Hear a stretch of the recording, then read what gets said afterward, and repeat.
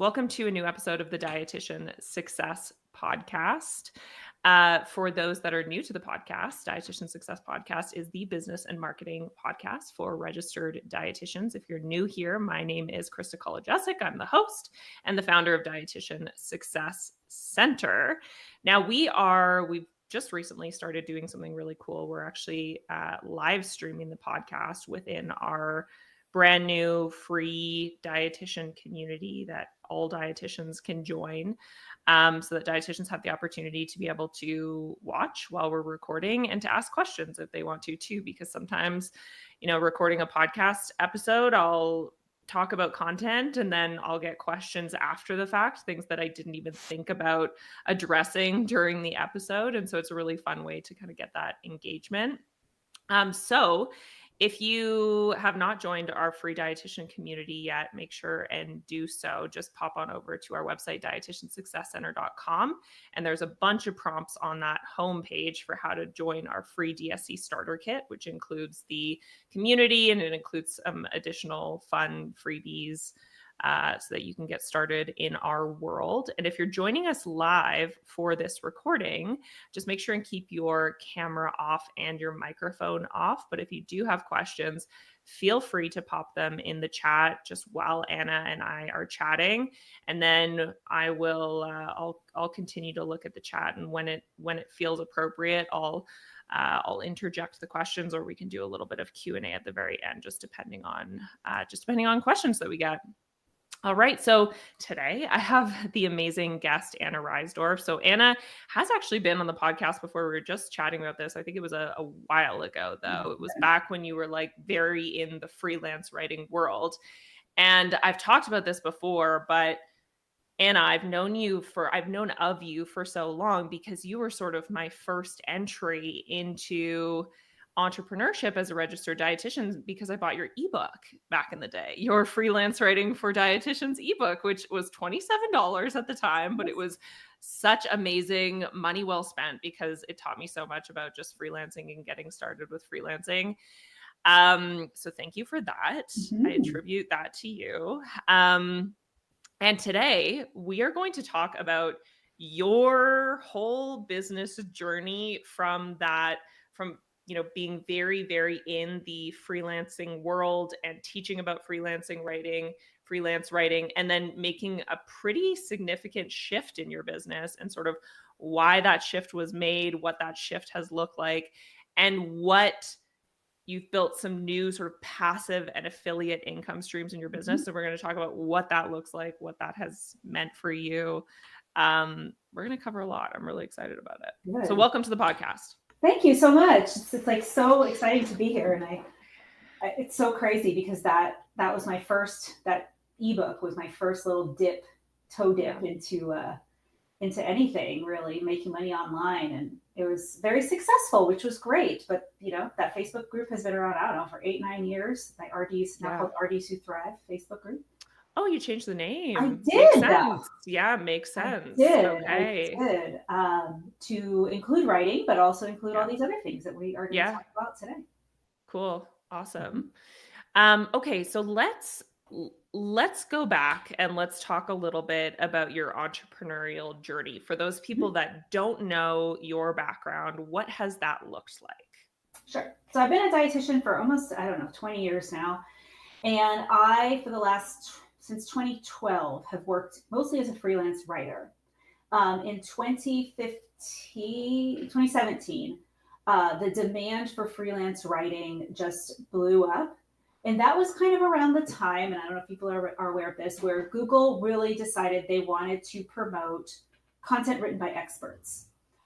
So before it was like whoever could throw the most money at an SEO person would be like the winner at the top of Google, and Google was like, no, we're not doing that anymore, because like unqualified people who had a lot of money were winning the SEO game.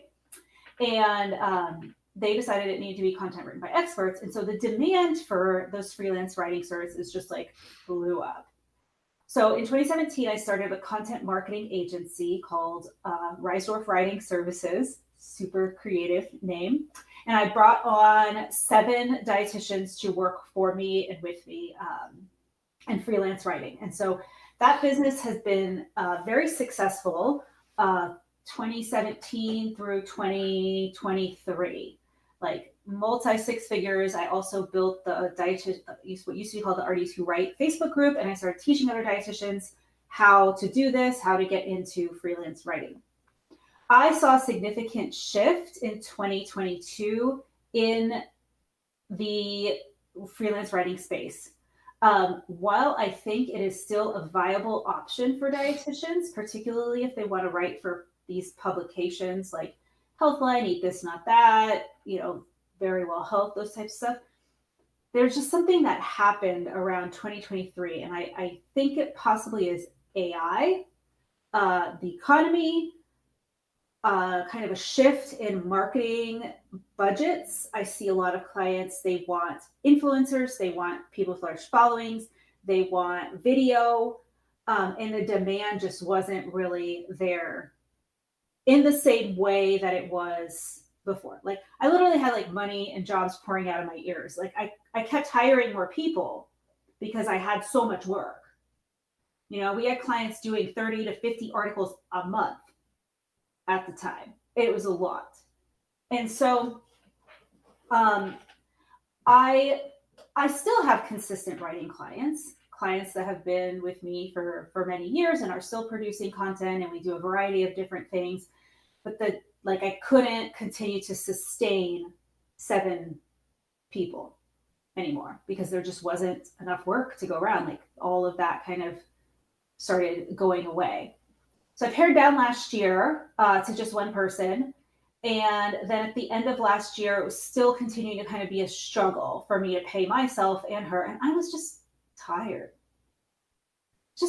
Like, honestly, to be a freelance writer, you got to want to hustle. You got to be constantly putting yourself out there. You got to be constantly like following up, asking for articles, asking for work. And like, I don't know, I told you I'm turning 45 next week, and I'm just kind of over it. Over just like going and getting and doing the thing. So I thought, I have so many skills beyond writing, being a business owner, knowing, because I've created these huge SEO websites for my clients. Like I get them so much traffic from the writing and the content plans that I made. So why don't I do that for myself so that eventually I can like just have it be income for me without so much hustle. Does that make sense? That's kind of where I was at the end of last year. And so while I still do occasionally like writing jobs drop in my inbox, periodically, and I still take them because I need money, but it's not my focus this year anymore. Okay. So that's where I'm love at. It. Okay. Yeah. Love it. What was that, before we get into now what your focus looks like and how you're bringing money in, what was that like emotional journey like through 2022 where suddenly you saw this huge like dichotomy shift of, I can imagine when during the years that projects were just coming to you constantly, you have these dreams of like, whoa, this business could be really huge. And, we're going to continue to grow. And then all of a sudden that sort of comes crashing down. Like, what was that emotional experience like for you? I think it was more that I really cared about the team. Yeah. And that was more my concern. Was them. Not really me, because I know that I can figure something out and I don't need, multi six figures to like just exist and buy my groceries. Yeah. But I did to support them. Mm-hmm. And that was really difficult to admit that I didn't have the work to feed them anymore. Mm-hmm. And those were some very tears-filled conversations, mostly on my part. Yeah. Because they understood. Like, I've always been open with them about what was going on. And at some point, you just have to admit, like, I was juggling it for several months, like putting stuff on my credit card to pay them or not paying myself. And like, at some point you just have to admit, like, I just can't keep doing this and I just have to let them go. And yeah, I love them. And if like it came back, like they'd be back on, we're in, let's go girls. Like, let's do this, and that was really hard. And I think at the time I prayed a lot about it for like a new direction. And I kept asking like, what is the direction? Like, what should I do here? And last year, like some answers really came through pretty strongly. So it sucks. And I just didn't want to disappoint them. But it wasn't within my control. I tried. Totally. Yeah. And can you just speak to for a second, because there may be some people that are listening that are heard that piece that you said around AI and how AI might be one of the contributing factors. Can you just speak to that a little bit more and what you mean by that? Sure. So I think that if somebody really wants to do, and I don't know if it's just AI, I think it's AI and all the changes with Google, like together. Because I thought when the AI came out that people would be like, oh, can you guys start just reviewing articles that the AI is writing? And I never got that request. Like I really thought that that's what people were going to do, is say like, let the AI put the article and then I'll pay this dietitian $50 to like slap her name on it. That's what I thought. And that never really came. So I think that either people just quit investing in content as much because of the changes with Google caused by AI, with their like new AI snippets and their messed up content updates they've done lately. Or maybe there's just like a shift in the marketing perspective and that they wanted more like humans on video. So I don't think, and I could be wrong, I don't think that people are just using AI to write articles, slapping them up on a website and getting like results from that. And if they did, they realize they're not getting any results from doing that. But I just think the demands, like the market just kind of shifted of what the marketing people were doing. And I'm in this Slack channel that has a bunch of founders of various like health and wellness brands, and none of them talk about content. They all want influencers, TikTok shop, like video, YouTube. That's what they're always asking for. And like I searched the Slack group, I searched like who's talking about writing, who's talking about SEO, who's talking, no. Interesting. Huh. That's fascinating.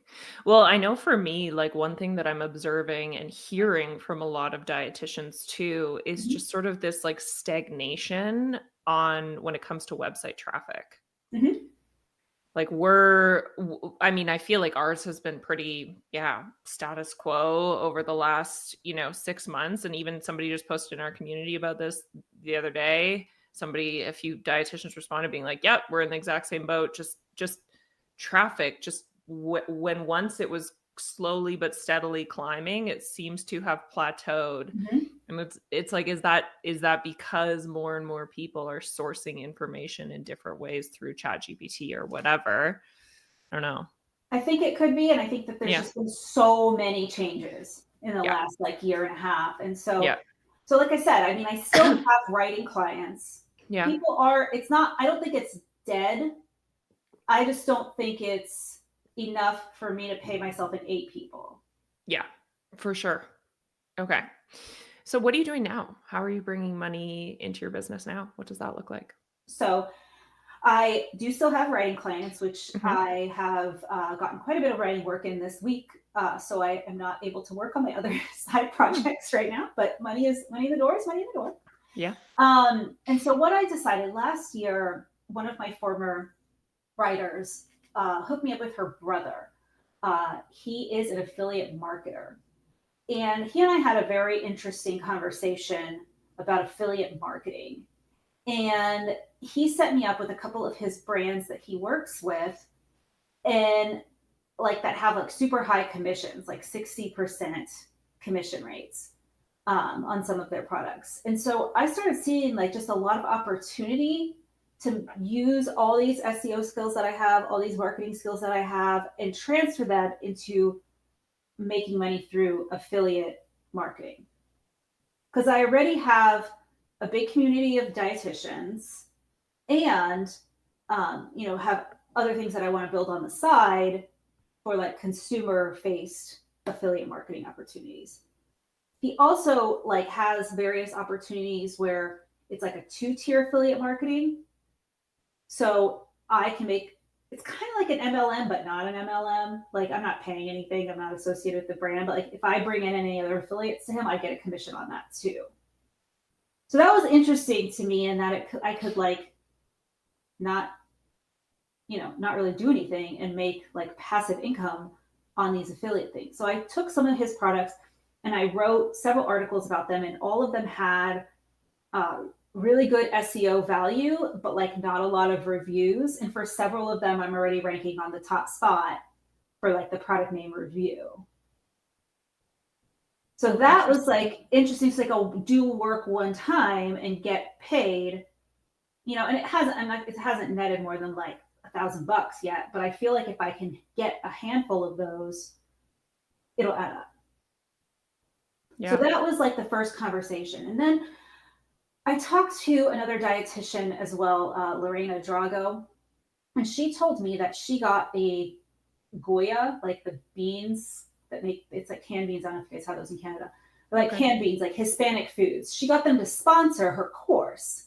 So every time she talked about you should eat beans when you have diabetes, like she'd say you should eat Goya beans if you have diabetes. Oh, I was like, that is genius, right? Interesting. So she really helped me, and I started thinking, like, what if instead of trying to sell stuff to my community, to the dietitians, what if I had the brands pay me to like get in front of the dietitians? And I started offering sponsorships for like emails in my Facebook group and that kind of thing to brands. And that has really worked out really, really well. Because so now like I focus just on creating free stuff for the dietitians, so they stay like engaged with that community. And then my focus is to the brands who want to get mentions. Because I kept seeing like clients were asking, where can you mention me? Where can you mention me? Where can you mention me? And I'm like, I don't personally like writing for those big publications because I have no patience with anyone telling me what to do. I'm just an entrepreneur at heart. And like, I don't want editors like messing with my work. It's just how I am. And so I was like, well, I'm not going to do that, but like, how can I still offer them like visibility in a different way?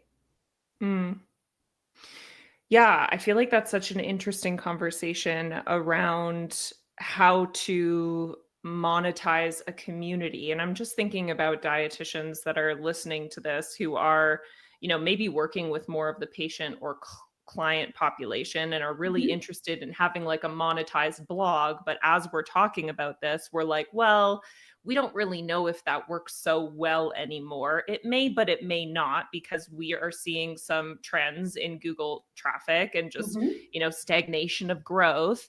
So actually a couple of weeks ago, I did a live training in here just in terms of this concept of building community, right? And how do we access our ideal clients, and how do we build a community and build connections with our ideal clients in new and different ways, new and innovative and different ways versus the ways that things have always been done, right? Which is like just build an email list or like build a, monetize your blog or whatever. So doing things like building community, like what you've done, like we're doing here, building a community of dietitians. So what do you feel like is the opportunity for dietitians there when it comes to monetization of a community? Like from your learnings, what can dietitians kind of take from that and apply back to this concept? I mean, what I see is these brands that I used to write for, they want visibility, right?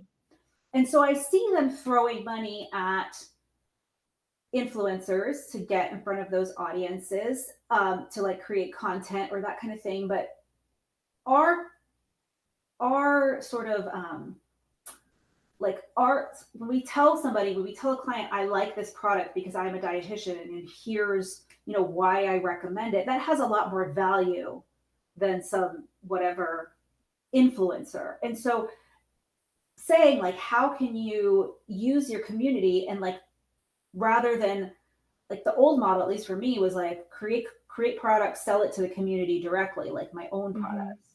Yeah. But now I'm taking more of a create the community, give them a bunch of free stuff, and then sell that access to the people that have the actual money, which is the brands, and not necessarily the other dietitians.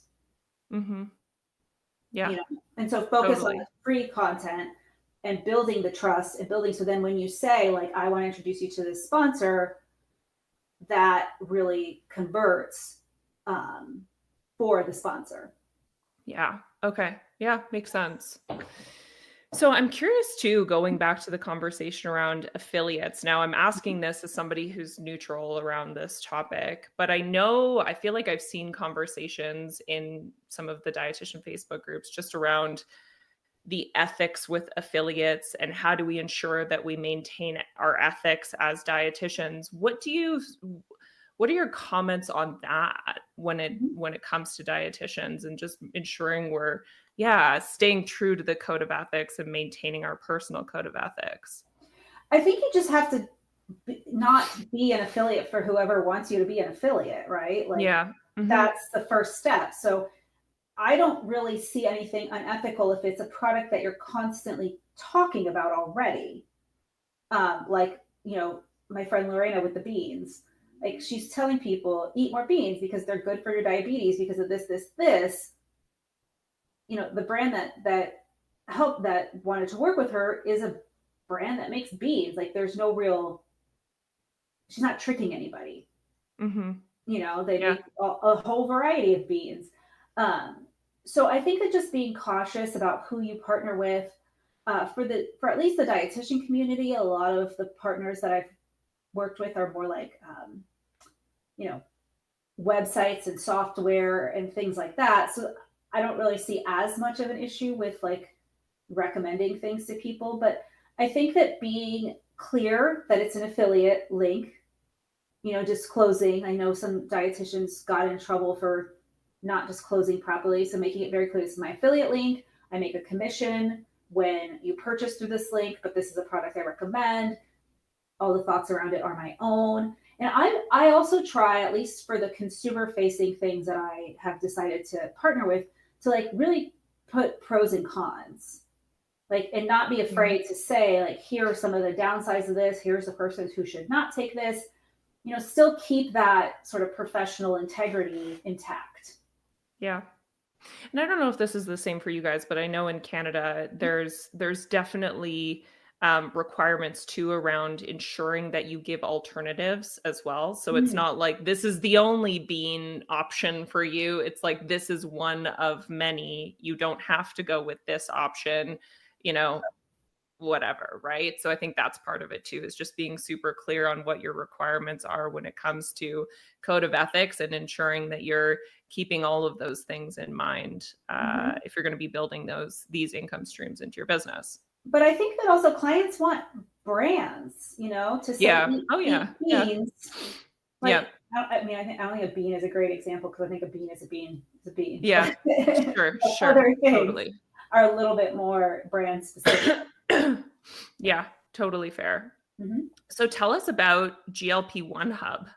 Okay, so I've never worked on any, like, as for myself in a consumer facing way. You know, I've always had this dietitian work, and then I've worked for the brands kind of on the back end, representing them. And so I am a passionate user of GLP-1s. And I just saw like a huge space in the market. There are very few dietitians embracing this and talking about it. There's a handful, but it's not that many. And I started just seeing like so much misinformation and people like doing crazy stuff on these medications, you know, and I'm just like, wow, this needs more quality information. And so I decided at the end of last year to have this shower idea. It's like, you know, when you're in the shower. Oh yeah, always. Yes. And I was like, what if I just start a hub for all things GLP-1?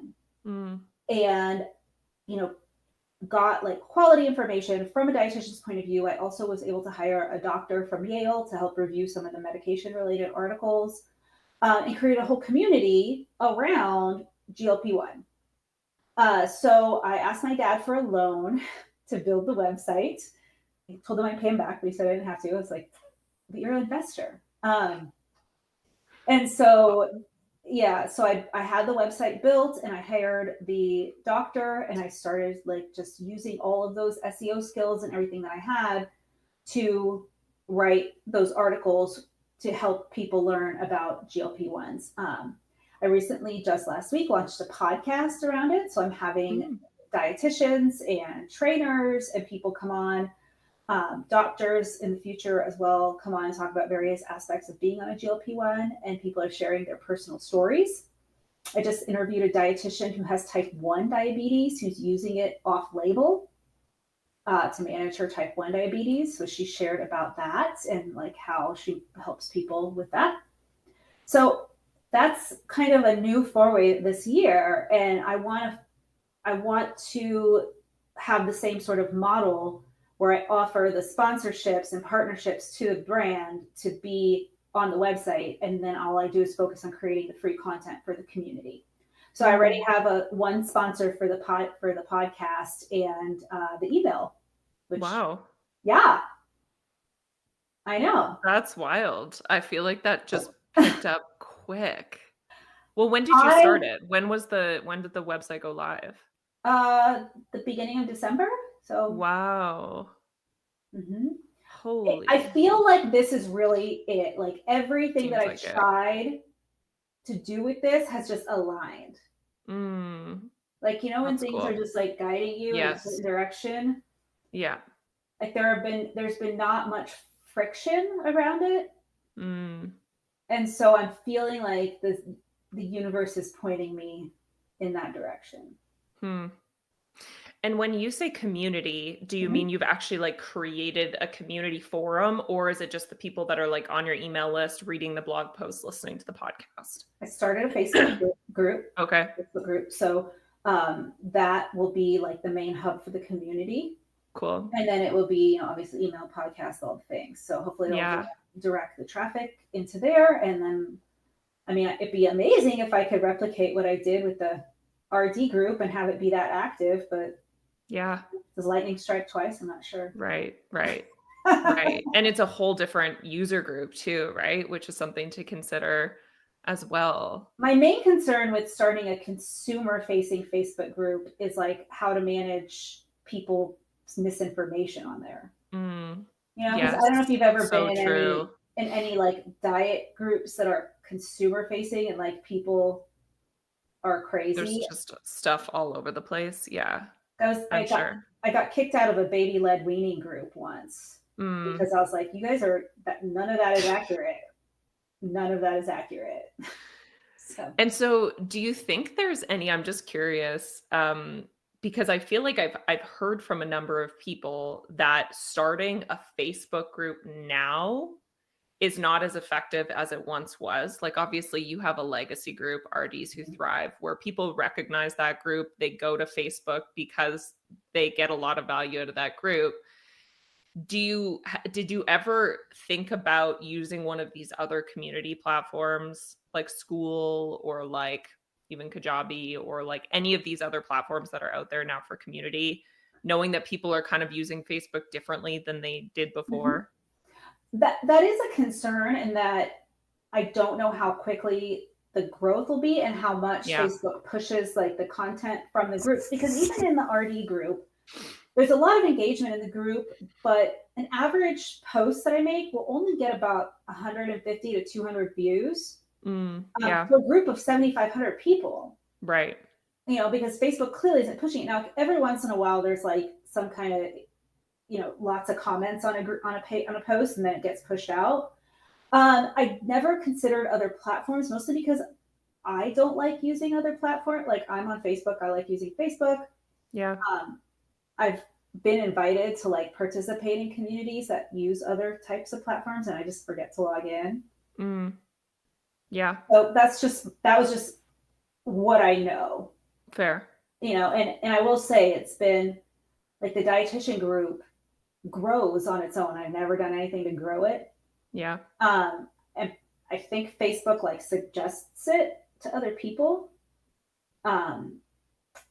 Like that's how it grows. It grows by probably 20 to 30 people a week. Yeah.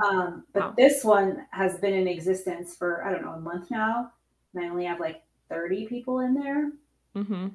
So I don't know like all the algorithm things, but I figure if I keep like saying on Instagram, go to the Facebook group, and on the podcast, go to the Facebook group, and in the email list, go, you know what I mean? Like that will maybe organically help it grow. Yeah. Yeah. It's all just testing and learning, right? I just try stuff. Yeah. Okay, so walk us through, because I love how your brain works, and I want to understand what you're envisioning for this. Walk us through what you see as all the possible affiliate / passive income opportunities with GLP-1. And I ask you this because I think it's such a good way for dietitians to hear all of the creative and innovative options that are available to them besides just like having ads on a blog. Mm-hmm. Right. So obviously one could sell ads. So there is a person interested in buying ad space directly from me. That's not like through one of these affiliate or platforms, you know, like Mediavine or something. Oh, so actually you put like pictures of their product within your blog post. Okay, so that's really interesting. Love that. Yeah. So what my vision kind of was is to obviously have some digital products. So I already created some guides and things like that I created myself to sell. But in terms of affiliate, like I wanted to start creating packages similar to what I did for RDs Who Thrive, to where a brand would pay for mentions like across the different parts of the community. So right now I have one for this protein bar that's like a high fiber protein bar. I charge them like pennies.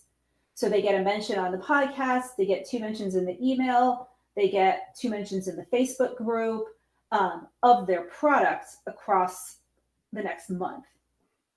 And then they also they paid for that plus an affiliate commission for anything that sells.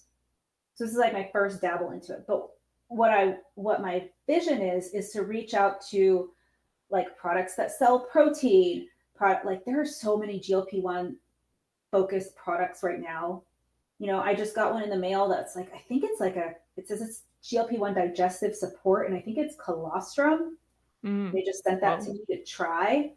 And they have a study to back up some of their claims on the product of how like it can help reduce side effects.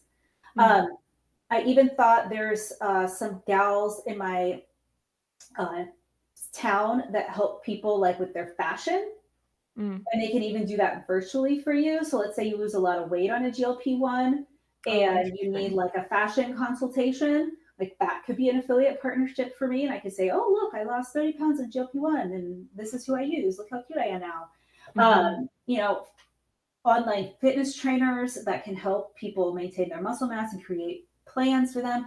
So just like what are the products that a person using a GLP-1 might be interested in? And that's where I'm casting sort of my net of potential sponsors and partners for the brand. Interesting.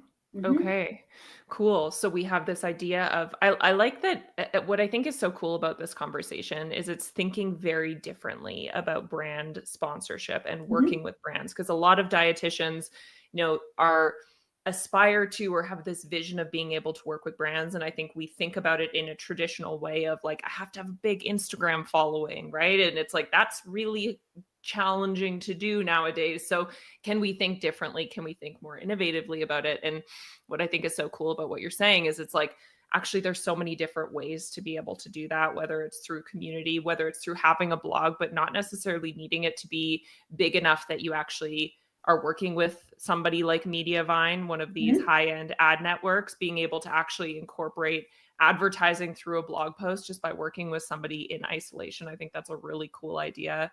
The idea of your own digital products too. What would you have in mind there, or what have you built out there? It's just like 2 basic nutrition guides, one for people on semaglutide and one for people on tirzepatide. And it has meal plans and tips for managing side effects and how to build a healthy meal, that kind of stuff. So that was kind of important just to get something out there right away. Yeah. Just And to how see much if are I can you start. listing those for? How much are you selling those for? $47. Nice. Okay. And then you just drive people to them through your blog posts or through your community? Yep. Yep. Cool. Very So cool. they haven't sold yet because they've just been up for like a week. Sure. So, Yeah. but Yeah. it's, it's Well, I there. think that's important to say, right? It's not, you Mhm. won't just, if you build it, they will not just come. We have to be strategic about it and bring people in, and it takes some time. So Right. And thank I you for think saying that, that. I think that you have to warm up the audience and they have to Yeah, start totally. trusting you a little bit. So Yeah. that's really going to be my focus for the next month, is like creating the content, having them learn about my point of view from the podcast, just like being present with the community, answering their questions, things like that, and like trying to just continue to grow that. Yeah. And then eventually some of those will buy things or look at the sponsors or that kind of stuff. Cool. Very cool. Mm-hmm. Okay, so interesting. Okay, I'm just gonna go over to my questions here and see if there's anything that I haven't asked you yet. I think we've pretty much covered everything, but I would love to hear what does the future look like for your business? Like, what do you envision in terms of the next year to 3 years? Honestly, I'd love to build this the GLP-1 Hub up and sell it for lots Yeah. of money, and then Oh, that's cool. start my Airbnb empire, which has been my vision for a long time. So cool. So yeah, that would be a dream. Somebody offered to sell me my own, like kind of basically my own domain for $15,000. Oh, So, who knows? yeah. Yeah, my real goal is just like less hustle and more space. Yeah. And so that's what I'm trying to build, is I know if I work really hard, take all these skills that I have, get all these pieces in place that continue to make money in various ways, I can just have more space. Yeah. And what advice do you have for dietitians that are wanting to build more passive income into their businesses? I would say just pick one thing and start, creating all of those assets around it. Like there's this supplement that I created a YouTube post about, that I shared about in my Facebook group, that I created a blog post about. And, it's without me doing anything else since that, it continues to make money. So it's made like $300 for me in the last 2 months. And if I can continue to like kind of multiply that over time, I can, grow that income more and more. So I think that when people say like affiliates, they think, oh, I posted about it once and nobody bought it. Like that doesn't really work. So I think I'm actually going to come out with some kind of guide for the dietitians in the group to talk more about some of these passive income streams, and like how I think we have an idea like, oh, I'll just post about it once and then all these people will buy it. And like, it really needs to be like a more evergreen, ongoing promotion of something for you to start seeing that traction. Yeah. Okay. Where can the audience find out more about you and support you in your work? Sure. So join the RDs Who Thrive Facebook group, where we talk about freelance writing, online business, affiliate stuff, all sorts of different things in there. It is a very thriving community. I should say that. Love it. And then if you want to visit the GLP-1 site, it's glp-1hub.com. And awesome. So it's there it's GLP-1 Hub on Instagram and on all the things. So same for the Facebook group for that side. So if you have any clients or anyone that's on the medications, they want some quality support, they can reach out. Yeah. That's a really great domain name, by the way. I can't believe you got that domain name. They tried to sell me GLP-1 without the dash. Yeah. And he's like, well, this is a multi-million-dollar market. And I'm like, yeah, but I got $15,000 to pay you right now. So yeah. Okay, that's awesome. And the other thing I was just going to say too is, and I think you shared about this on maybe LinkedIn, but I really enjoyed reading about your personal GLP-1 story. And I think, is that on GLP-1 Hub, the blog? Yep. Cool. Yeah. So dietitians can go and check that out too and read that. I thought that was a really great story. I loved how you told it. Thank you. The first podcast episode is about that. So cool. Yeah. Awesome. I'm very passionate about these medications. So great. Awesome. Okay. Well, links for everything that we've talked about can be found in the description of this podcast episode. And it was so good to see you again. Thank you so much for joining me. Thank you so much.